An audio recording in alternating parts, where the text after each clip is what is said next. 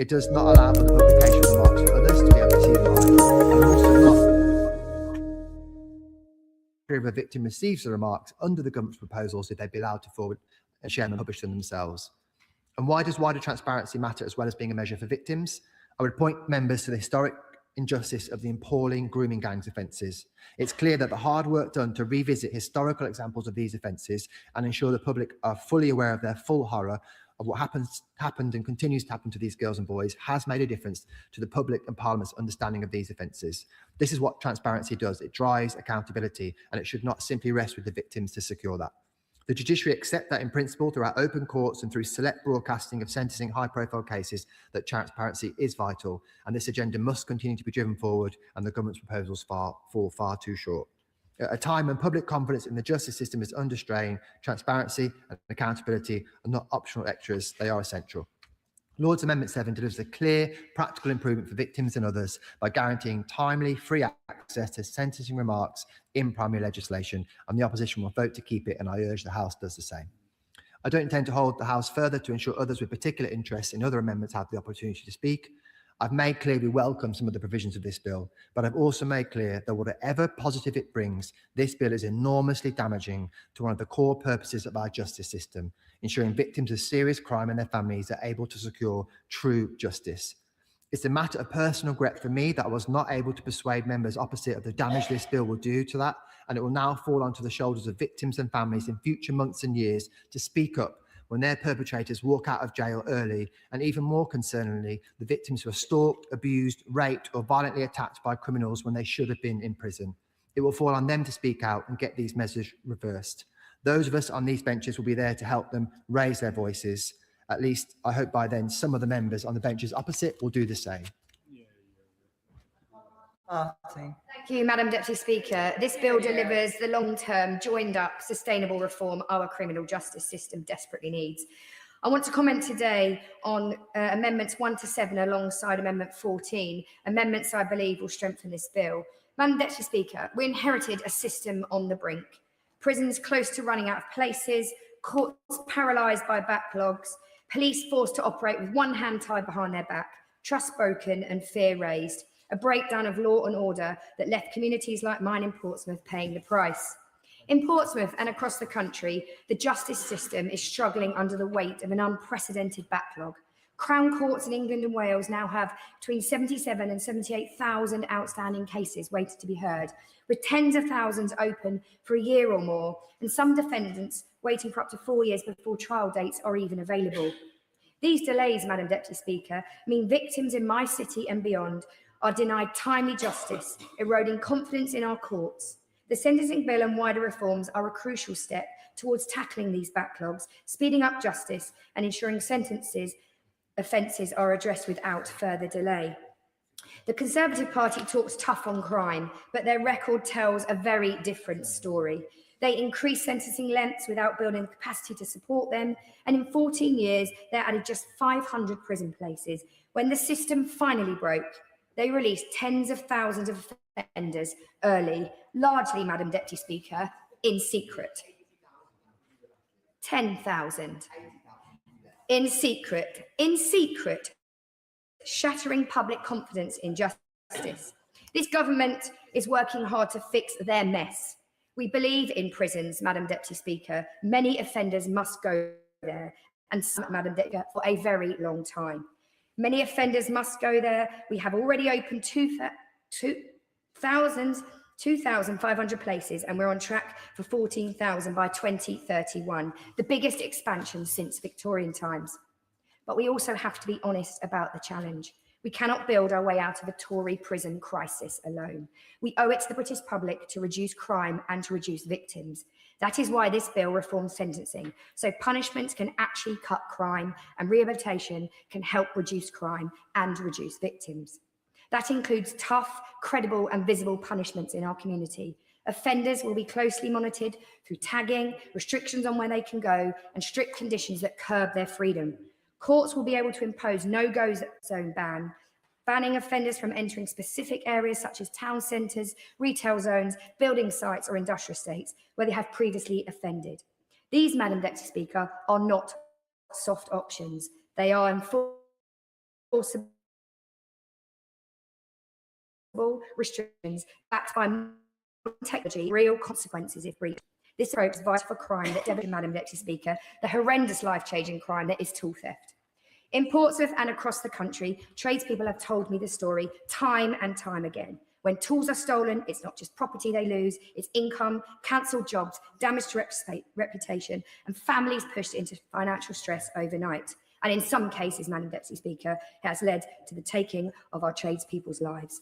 It is because of this I have campaigned relentlessly on this issue, working closely with tradespeople, industry bodies, police, insurers and retailers. And together we made the case that tool theft must be treated as serious and repeated crime.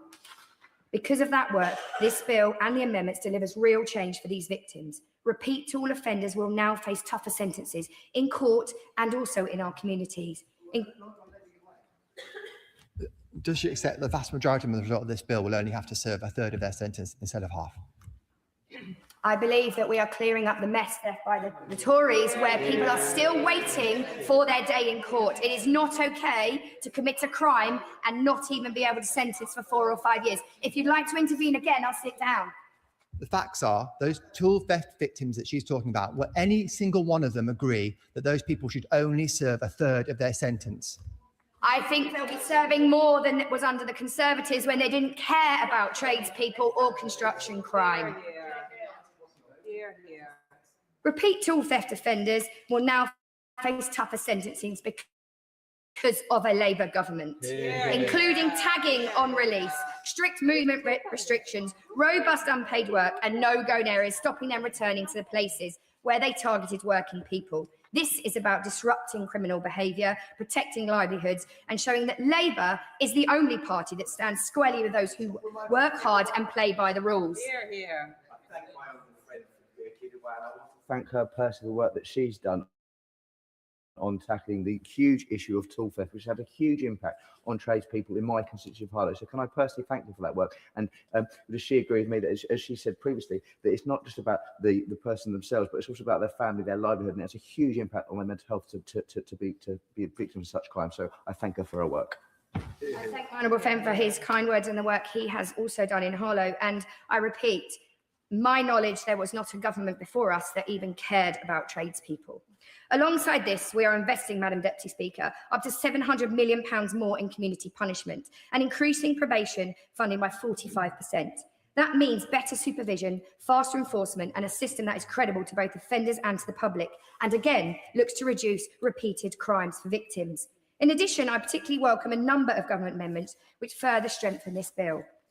As a daughter of a retired police officer, and I notice my honourable friend from Portsmouth South is in the room, and his dad was a retired probation officer, I have family and friends still serving in the forces and as prison officers. I welcome Amendments 1 and 14, which broaden whole life orders. Murder, Madam Deputy Speaker, is the most heinous crime a person commits. And these amendments ensure that those who murder police, prison or probation officers, including where the crime is motivated by their current or former duties, face the full force of the law. These crimes strike at the very heart of the rule of law, and it is right that sentencing reflects that. I also welcome Amendments 2, 3, 4 and 5, which strengthens transparency and accountability around the Sentencing Council. These amendments set a very high bar for rejecting sentencing guidance, ensuring Parliament is informed where decisions are taken, and help maintain public confidence in the justice system. Crucially, they sit alongside the reforms that reflect legislation I fought for in my tool theft bill to ensure sentencing properly takes account of the full circumstances and impact on victims. That principle is vital. Justice must never lose sight of the harm that is done to victims and communities when crimes are committed. Amendment 6, Madam Deputy Speaker, is another important step. By placing a statutory duty on the Secretary of State to publish an annual report on prison capacity, this government is ending the culture of secrecy we inherited and ensuring proper accountability to Parliament and to the public. Madam Deputy Speaker, I strongly welcome the government's changes in lieu of the Lords Amendment 7, which will ensure victims can access transcript of sentencing remarks free of charge. This is meaningful improvement for victims, an important move towards a more transparent and humane justice system, and another step in the right direction of putting victims at the heart of our justice system. Madam Deputy Speaker, this bill ends the chaos we inherited. It restores confidence in justice and it delivers punishment that works for communities like Portsmouth now and into the future. I am proud to have worked hard on developing this bill and I am proud to support it. Yeah. I call Liberal Democrat spokesperson Jessica Brown-Fuller. Thank you, Madam Deputy Speaker. And I would like to thank members across both chambers for their contributions to this and their continued work, particularly the Prisons Minister for engaging collaboratively with Liberal Democrats in the other place and making concessions both in the legislation and at the dispatch box. We are pleased to see the government amendment to the Lords Amendment 7 today, which would save up to £500 in the First Choice sale on holidays from as low as £225 per person. Plus, pay nothing today and spread the cost. Lock it in now at firstchoice.co.uk. Its improved level of transparency and accountability. My honourable friend, give way. I'll happily give way to my honourable friend. I'm very grateful for giving way. I just want to take this opportunity to say my own personal thanks to the Minister, to everybody involved in bringing the legislation to this stage, and also pay tribute once again to my constituent Juliana Tillitsi, who came to see me when she was charged £7,000 for the transcript of the trial that saw her rapist sent to prison. This is a huge step forward for victims of all kinds, and I am really, really pleased to see this in our debate today. And I just want to put on record my huge thanks to everyone for that. I thank my honourable friend for reminding us that at the heart of this piece of legislation that's coming forward in the sentencing bill is victims and their ability to understand what's come in sentencing remarks. Because given that so much happens in a court trial, whether reliving past trauma or confronting a perpetrator, for many, listening to proceedings can feel like a foreign language. For others who choose not to attend the sentencing hearing, they have no knowledge of what was said. That is why having consistent free access to transcripts is so vital, as it provides an opportunity to process the events of court proceedings afterwards or to read them for the first time. For many, this can give closure and an opportunity to move on, but it is also the route for appealing a sentence if they believe it to have been unduly lenient. Providing victims with court transcripts free of charge would markedly improve experiences for victims and survivors, but I do have some questions regarding the amendment that the government have brought forward. So my questions to the Minister are, could he provide some clarity as to the application of the term victim is in the definition used by the Victims Code, and whether in the case that a victim is unable to personally request sentencing remarks, such as victims without capacity or victims that are children, that immediate families of victims are included within the provision? Would the member give way? I'll happily give way to my honourable member. Because I can't ask the Minister himself, I might ask you whether you think we also need clarity on whether deceased victims' family members might also have a right. I thank the honourable member for his point, and the Victims Code lays out that a victim, if they are deceased, the immediate family being parents or siblings would be included, which is why I asked that question of the Minister. Also, subsection 3C allows the Secretary of State to provide exceptions to the requirement to supply a transcript of sentencing remarks. What sort of exceptions does the government anticipate? And as per subsection 3D, what sort of information might be omitted from a transcript? And if the Secretary of State doesn't plan to use sweeping powers to accept or omit, why have such provisions in the amendment been included? The previous government ran a very limited pilot of free court transcripts. Will this government publish a detailed publication of the review of that pilot? We believe that this could and should go much further, as per the campaign by my honourable friend for Richmond and Baroness Brinton in the other place. And we have tabled an amendment to the Victims and Courts Bill, which would mean all transcripts were provided free of charge, including judicial summaries and bail decisions. The Chief Lady Justice recently spoke to the Justice Select Committee about a pilot with HMTCS, the use for AI for transcripts, especially in the asylum and immigration courts, and she described it as a great success. So I'd be keen to understand if the government will work with the Liberal Democrats to progress this work, because we do appreciate the growing cross-party support on this issue and the work of all in the other place to achieve this really important first step today. We also welcome the government committing to a statutory annual report into the state of prison capacity and, importantly, the probation service. This is an important mechanism for oversight, which will improve long-term assessments of the health of our justice system. And we were very happy to see the government accept our amendment to remove clause 35 from the bill, which did nothing to address the crisis in our justice system and was totally at odds with the Rehabilitation of Offenders Act.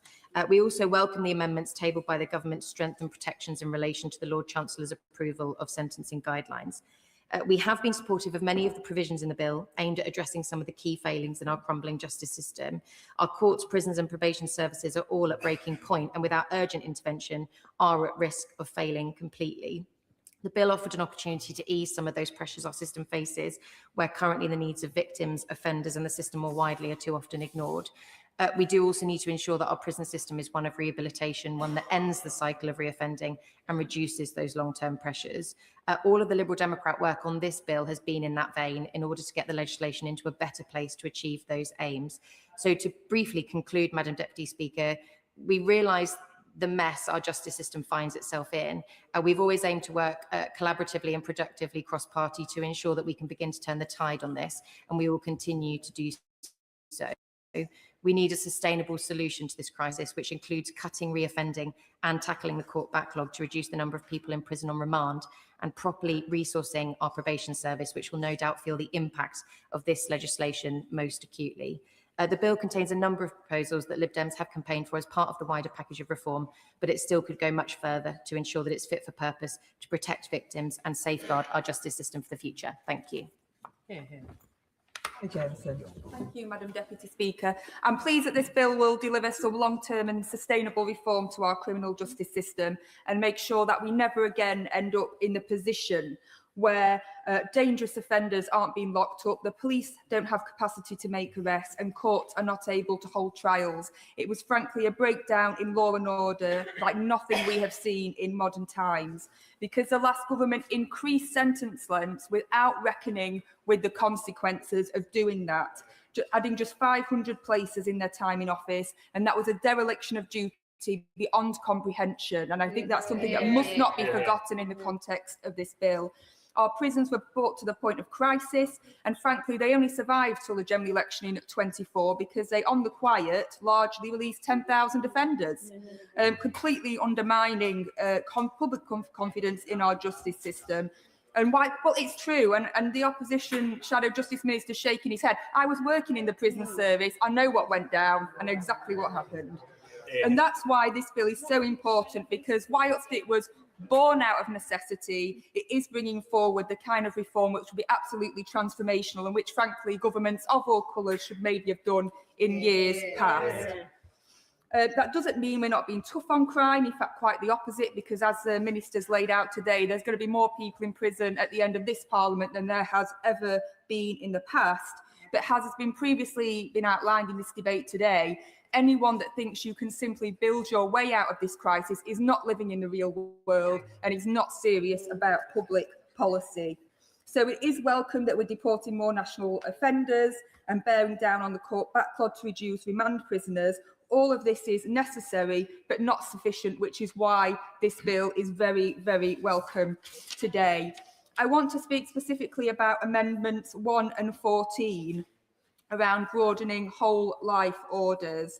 When I was a prison officer, I found it personally incredibly frustrating how little acknowledgement was given, frankly, by wider society about the serious level of assaults and injuries that staff often had to suffer. And this is something I'll be taking up with the Minister maybe on another time, because I know it's not directly about this amendment. But I do think it's important that there is that public recognition about how dangerous the job can be for probation officers as well. And I want to pay tribute to Lenny Scott's family, who have worked tirelessly to advocate for this change. It is very welcome, and I hope that every member of Parliament from across the House will support that amendments, and those amendments today, sending the clear message that this House backs our police, probation and prison staff, particularly with the dangers that they face, and send a clear message that we support them this day and indeed every day. Madam Deputy Speaker, as I said at the start of this bill, it may have been born out of necessity and, frankly, emergency at the start of this government, but I am proud that it is a Labour government that is bringing forward the reform that our justice system has long needed, and I am proud to support the government amendments today. Leave the House, Minister. Leave of the House, Madam Deputy Speaker. Today is a pivotal day, subject to agreement from this House in due course in the other place. this bill would have completed all its stages and will shortly become law. And Madam Deputy Speaker, I want to take this opportunity to thank, first of all, my predecessor, my honourable friend, the member for Scunthorpe. Although I've been the minister who's taken this piece of legislation through the House, his painstaking work in developing the policy has been fundamental, and he deserves great credit. I want to thank my honourable friend, the member for Portsmouth North, for every single opportunity she quite rightly raises her campaign for clamping down on tool theft, and she's taken that opportunity again. She is a fine champion on this issue and for her constituents. And I want to thank my honourable friend, the member for Doncaster Central. She brings huge experience to this, to these issues, and we are taking measures to offer further protection for prison staff. But I'm very happy to speak with her about what more the government can do. Very briefly, Madam Deputy Speaker, just some of the issues that have been raised on the Sentencing Council. We've aired this debate before, but the Conservative position, which was developed by the now former Shadow Justice Secretary, the member for Newark, it is a team effort. I'm not sure about that. It is an example of real constitutional vandalism. It has never been the case that the judiciary this would threaten the independence of the judiciary. What these amendments do and what this proposal does that's set out in this legislation is ensure there is a democratic lock around sentencing, ensures there is a role for this place, but that the Sentencing Council remains independent, and that is absolutely the right thing to do. On transcripts, I welcome that there is a degree of a consensus on this. The Conservative position on this amendment at the back end of last week and early this week seems to have changed a few times. This strikes the right balance. If anyone could seek a free transcript of sentencing remarks, we might be in a position where our court staff, who have a big job at getting a grip of the backlog, are spending all their time issuing transcripts. This strikes the right balance on the specific issues that the honourable member, the Liberal Democrat spokesperson, has raised. Of course, we have to look into it when victims are children, whether they are deceased, whether there is a lack of capacity. It may be that the Victims Code does that already for us, but absolutely, yeah. But we absolutely have to get it right, Madam Deputy Speaker, and we will ensure we do so as this policy is developed. She mentioned her concerns about exceptions and omissions, and asked me to ponder on examples when those exceptions could be engaged. But of course, when there are issues of national security or public safety, it may be relevant. But I can say at the dispatch box that one would hope that that would be extremely exceptional circumstances. But it is important that those provisions are in there. We believe that this provision will allow more openness. It's ambitious, but also realistic, considering where the technology is at the moment. I've been a Pension Bee customer for about 3 years now. I had 7 pension funds from previous workplaces. I was able to transfer those into one simple plan. The process was really quick and really easy. It's so reassuring knowing that there's a personal beekeeper there should I need any help. But honestly, I haven't needed to because the site is so easy to navigate and it's really simple. When your pension is in a good place, you're in a good place. Pension Bee. We welcome, I think, all of the recommendations here, whether they be in relation to the Sentencing Council or the Prison Capacity Report, or indeed the transcript new version of Laws Amendment 7, and indeed IPP prisoners. They're all welcome improvements on this bill.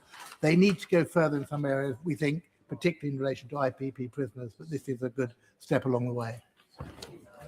Well, I always welcome the intervention from the chair of the Justice Select Committee. As I said, following an intervention from my right honourable friend, the member for Colchester, the work on IPPs is an ongoing process, led by Lord Timpson in the other place, but an ongoing process, and I know that he will always be happy to engage with honourable friends in the Select Committee.